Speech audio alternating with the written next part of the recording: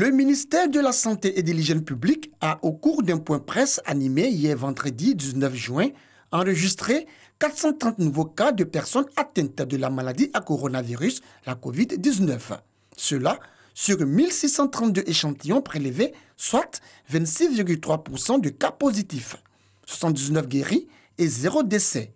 À la date du 19 juin, la Côte d'Ivoire compte donc 6 874 cas confirmés, dont 2 942 personnes guéries, 49 décès et 3 883 cas actifs. Le nombre total d'échantillons est de 43 075. Le ministre de la Santé et de l'Hygiène publique en appelle donc à la discipline et au sens de responsabilité de tous et de chacun. Face à ce nombre croissant de cas, le gouvernement ivoirien exhorte les populations au strict respect des mesures barrières. Le lavage régulier des mains avec de l'eau et du savon, le port obligatoire du masque dans les espaces publics, entre autres gestes barrières sur lesquels insiste le gouvernement pour se protéger du virus de la COVID-19 encore présent dans notre pays. Le Cinéplacy annonce pour les examens de fin d'année du BPC du lundi 13 juillet au mercredi 15 juillet 2020 et du bac du lundi 27 juillet au jeudi 30 juillet 2020, nous avons décidé de la fermeture des centres d'examen dans les établissements scolaires privés laïcs, la fermeture des centres d'examen ou des établissements d'accueil des centres d'examen dans les établissements scolaires privés laïcs qui auront été délocalisés, la fermeture des centres d'examen dans les établissements scolaires publics où composent les élèves des établissements privés laïcs, jusqu'au règlement diligent des préoccupations. Cette décision du syndicat des enseignants et personnels du privé laïque de Côte d'Ivoire, Cinéplacy, survient à la suite de nombreuses requêtes de revalorisation de salaires non résolues, selon Oumar Kamara. Nos camarades des écoles maternelles ont été mis en chômage définitif, donc sont sans salaire pour 6 mois. Ensuite, il y a nos camarades des classes intermédiaires qui, pour cette reprise, sont sans salaire également jusqu'à la rentrée scolaire prochaine. Et puis, il y a le cas des vacataires. Et puis, finalement, il y a ceux qui tiennent les classes d'examen et, malgré cela, ont des arriérés. Face à ces difficultés, la direction de l'encadrement des établissements privés s'explique. Elle évoque des actions en cours.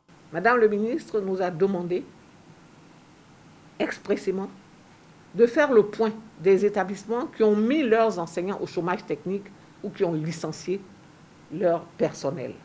Tous les syndicats des enseignants, Cinéplacy compris, ont reçu notre demande d'information. Il est évident qu'il faut produire des documents. Il faut produire des documents attestant que vous êtes enseignant dans un établissement, que l'établissement aussi fournissent des documents pour dire qu'ils ont un certain nombre d'employés, qu'ils ont des difficultés, et cela se comprend tout à fait. Mais l'État n'a pas des milliards à distribuer sans garantie, sans contrôler et tout ça.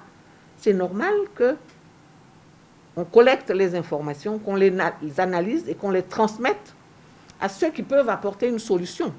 Et c'est dans cette phase que nous sommes. Mamenet Tounkara appelle les enseignants à faire preuve de civisme et de responsabilité pour le bon déroulement des examens à grand tirage en cette période de crise sanitaire.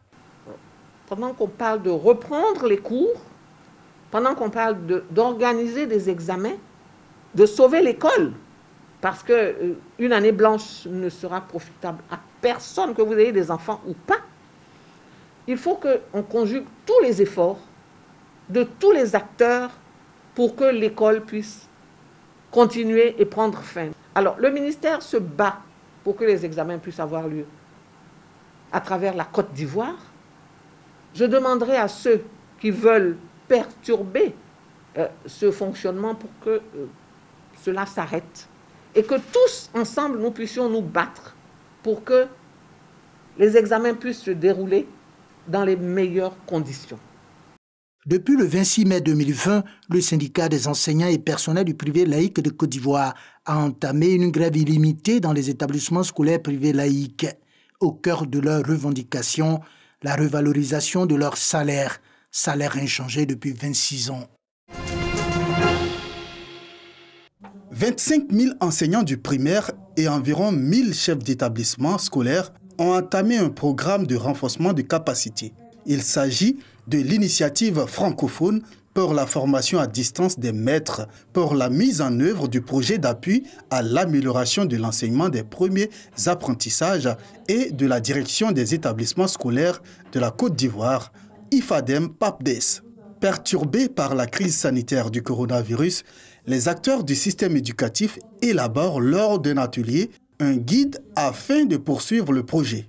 L'objectif est de soutenir la formation académique à travers des émissions radiophoniques. Le guide permettra à chaque acteur de ce programme-là de savoir qu'est-ce qu'il faut faire, à quel moment il faut faire, comment il faut s'engager dans ce dispositif-là. Les outils ont été élaborés. Il appartiendra donc à la cellule qui gère ce programme-là de le diffuser auprès de tous les acteurs qui sont sur le terrain. Ces acteurs-là, il y a les enseignants qui suivent le programme et en amont les conseillers pédagogiques qui sont les tuteurs. Voilà, donc ce dispositif sera déployé sur le terrain et chaque acteur saura ce qu'il faut faire pour que le programme puisse continuer au bénéfice des enseignants. La réalisation du projet est possible grâce à l'appui des bailleurs. Le rôle de l'AUF dans tout ce processus a été un rôle d'accompagnateur. Comme nous l'indique la Convention, nous avons mis en place les conditions matérielles et logistiques du déroulement de cette activité et nous avons fait le suivi des activités pour aboutir donc aux résultats. Dans les jours à venir, ce guide va être mis en œuvre. 80 000 enseignants pourront à long terme bénéficier de ce programme de renforcement de capacités. Séance de dépistage gratuit de la drépanocytose à l'infirmerie de la mairie de Treichville. C'est une initiative de l'Association des drépanocytaires et thalassémiques de Côte d'Ivoire en collaboration avec le ministère de la Santé pour donner un cachet spécial au 19 juin, journée mondiale de lutte contre la drépanocytose. Je me suis fait dépister, je pense que j'aurais dû le faire beaucoup plus tôt. Oui, parce que c'est faire des enfants sans savoir exactement son statut peut être dangereux, non seulement pour vos enfants, et pour vos proches également. Selon les spécialistes, il y a plus de 4 millions de drépanocytaires en Côte d'Ivoire. Le pays enregistre plus de 600 cas par an. Devant ces chiffres, beaucoup pensent qu'il faut rendre le dépistage de la drépanocytose accessible et obligatoire. Je pense que le bilan prénuptial devrait déjà être obligatoire et intégrer effectivement l'électrophorèse de l'hémoglobine, qui est l'examen qui permet d'identifier si on est drépanocytaire ou pas. La drépanocytose pose un véritable problème de santé publique en Côte d'Ivoire, avec un taux de prévalence de 12 à 18%. La prise en charge des malades reste un défi. Le défi pour la Côte d'Ivoire, c'est premièrement d'actualiser les données. Parce que comme vous avez vu, les données que nous avons en termes d'analyse de la population générale, ce sont des données qui sont relativement anciennes. C'est d'abord une politique nationale, un dépistage et surtout la mise en place d'un centre de prise en charge et de recherche contre la maladie. Selon les experts, la drépanocytose est la maladie génétique la plus répandue au monde, avec plus de 153 millions de personnes atteintes.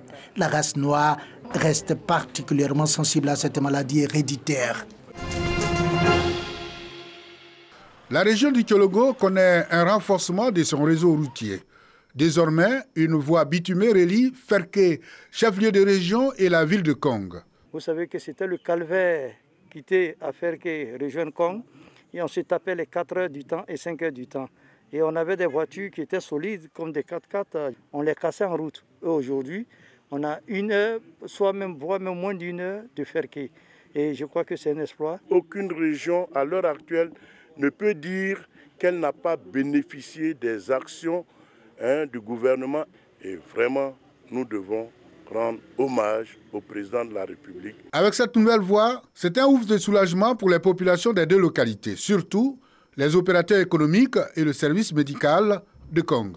Kong dépendait de l'IEP Ferké, donc chaque fois il fallait aller assister aux réunions a fait que vraiment, la voie était vraiment impraticable.